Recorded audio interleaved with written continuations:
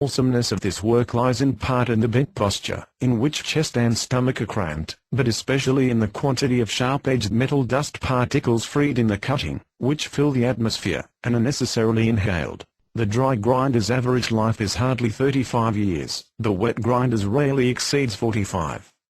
Dr. Knight, in Sheffield, says 203.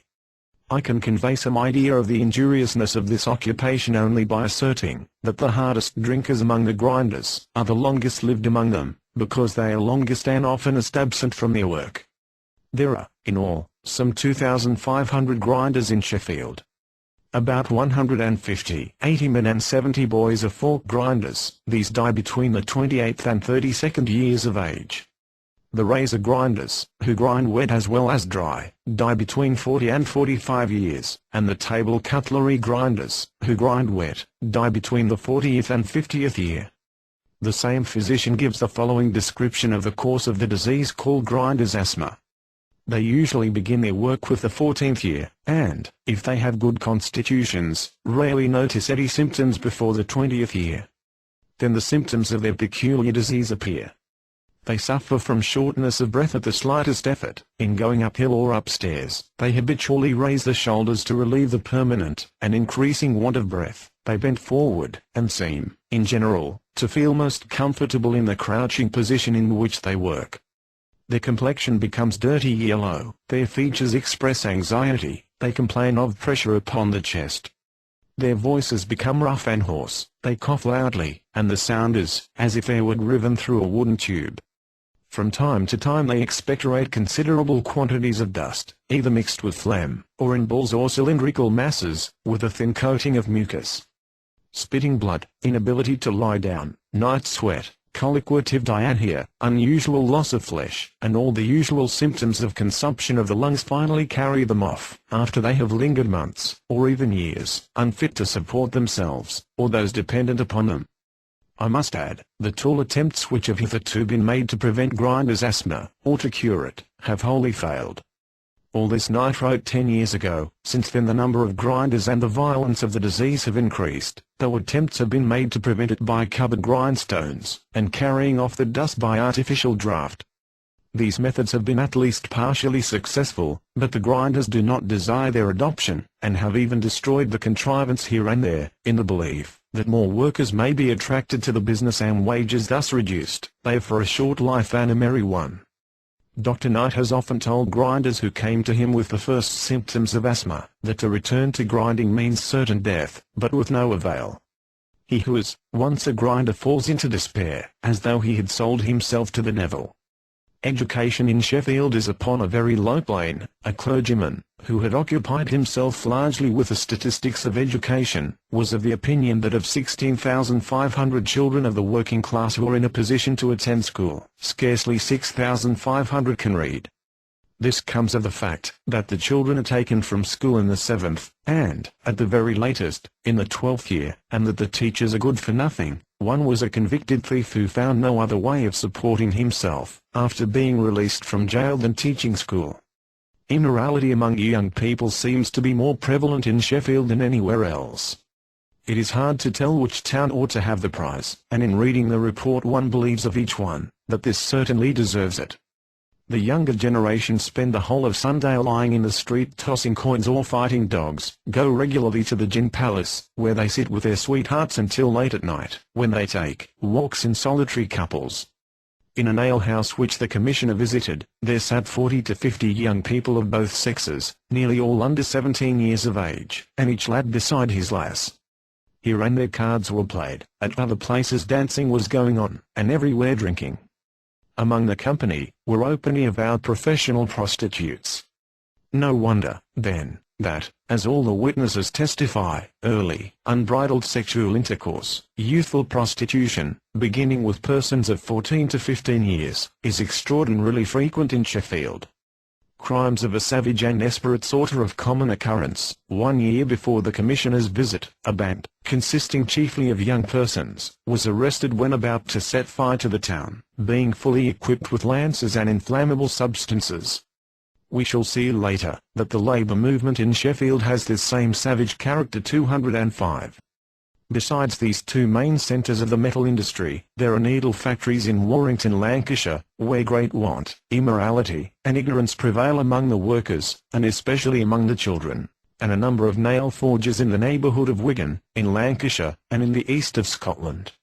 The reports from these latter districts tell almost precisely the same story as those of Staffordshire.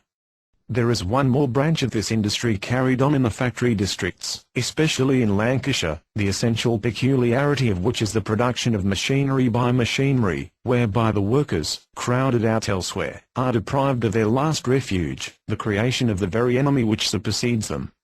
Machinery for planing and boring, cutting screws, wheels, nuts, etc., with power lathes, has thrown out of employment a multitude of men who formerly found regular work at good wages, and whoever wishes to do so may see crowds of them in Manchester.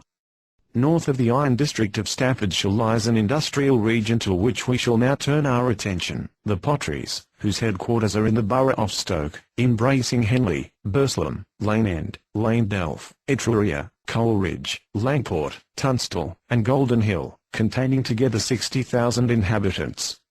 The Children's Employment Commission reports upon this subject, that in some branches of this industry, in the production of stoneware, the children have light employment in warm airy rooms. In others, on the contrary, hard, wearing labour is required, while they receive neither sufficient food nor good clothing. Many children complain, don't get enough to eat, get mostly potatoes with salt, never meat, never bread, don't go to school, haven't got no clothes. Haven't got nothing to eat today for dinner, don't never have dinner at home, get mostly potatoes and salt, sometimes bread. These is all the clothes I have, no Sunday suit at home.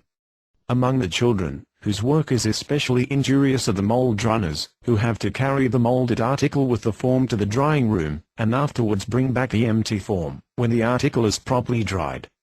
Thus they must go to and fro the whole day, carrying burdens heavy in proportion to their age, while the high temperature in which they have to do this increases very considerably the exhaustiveness of the work. These children, with scarcely a single exception, are lean, pale, feeble, stunted, nearly all suffer from stomach troubles, nausea, want of appetite, and many of them die of consumption. Almost as delicate are the boys called jiggers, from the jigger wheel which they turn. But by far the most injurious is the work of those who dip the finished article into a fluid containing great quantities of lead, and often of arsenic, or have to take the freshly dipped article up with the hand. The hands and clothing of these workers, adults and children, are always wet with this fluid, the skin softens, and falls off under the constant contact with rough objects, so that the fingers often bleed, and are constantly in a state most favourable for the absorption of this dangerous substance. The consequence is violent pain, and serious disease of the stomach and intestines, obstinate constipation, colic, sometimes consumption, and, most common of all, epilepsy among children. Among men, partial paralysis of the hand muscles, colica pictorum, and paralysis of whole limbs are ordinary phenomena.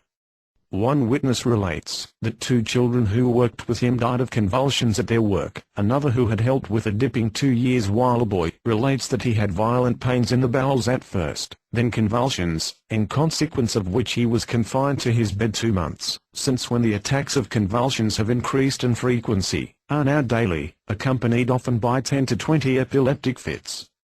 His right arm is paralyzed, and the physicians tell him that he can never regain the use of his limbs.